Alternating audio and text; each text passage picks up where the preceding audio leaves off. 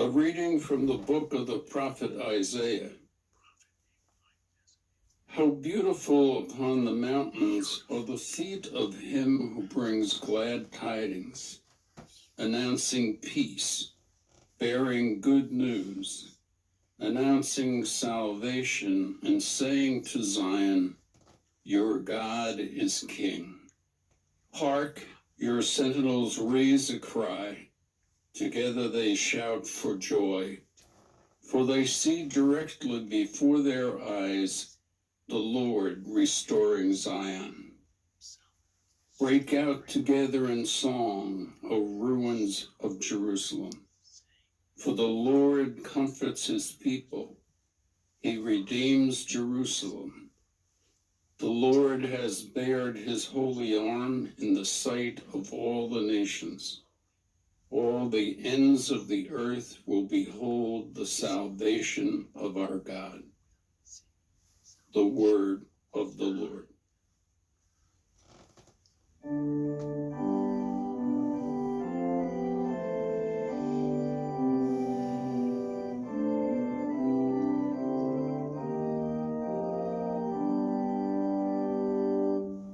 All the ends of the earth have seen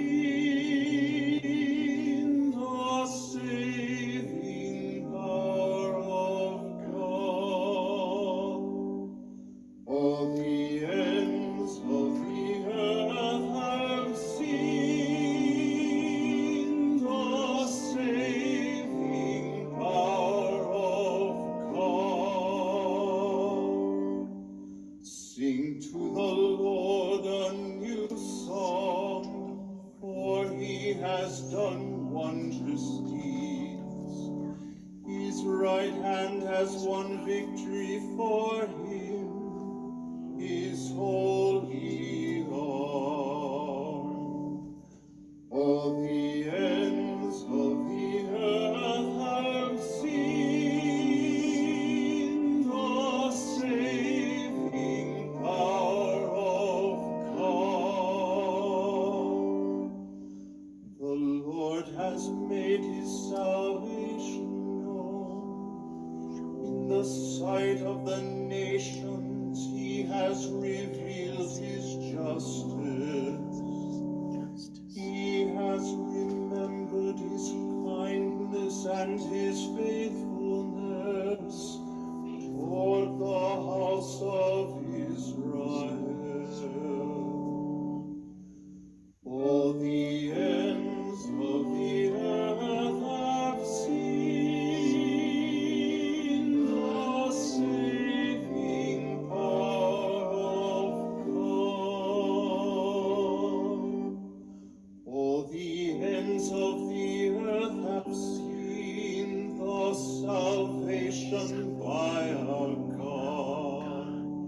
Sing joyfully to the Lord, all you lands.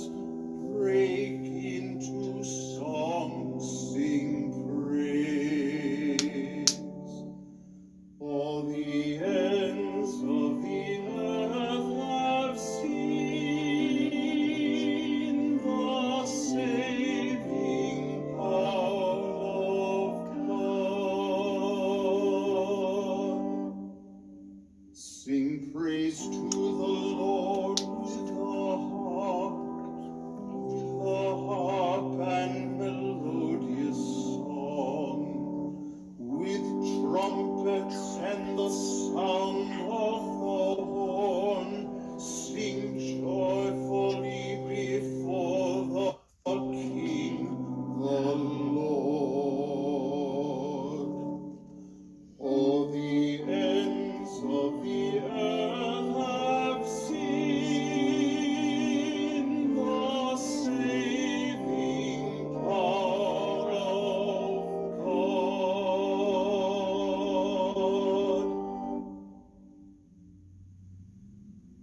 A reading from the letter to the Hebrews. Brothers and sisters, in times past, God spoke in partial and various ways to our ancestors through the prophets. In these last days, He has spoken to us through the Son, whom he made heir of all things, and through whom he created the universe, who is the refulgence of his glory, the very imprint of his being, and who sustains all things by his mighty word. When he had accomplished purification from sins, he took his seat at the right hand of the Majesty on high, as far superior to the angels, as the name he has inherited is more excellent than theirs.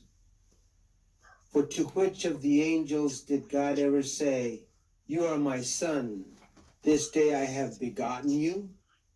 Or again, "I will be a father to him, and he shall be a son to me"? And again, when he leads the firstborn into the world, he says, "Let all the angels of God worship him." The word of the Lord.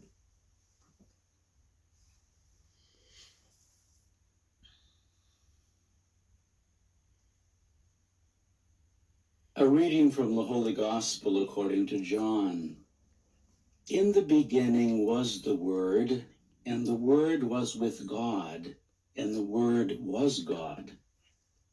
He was in the beginning with God.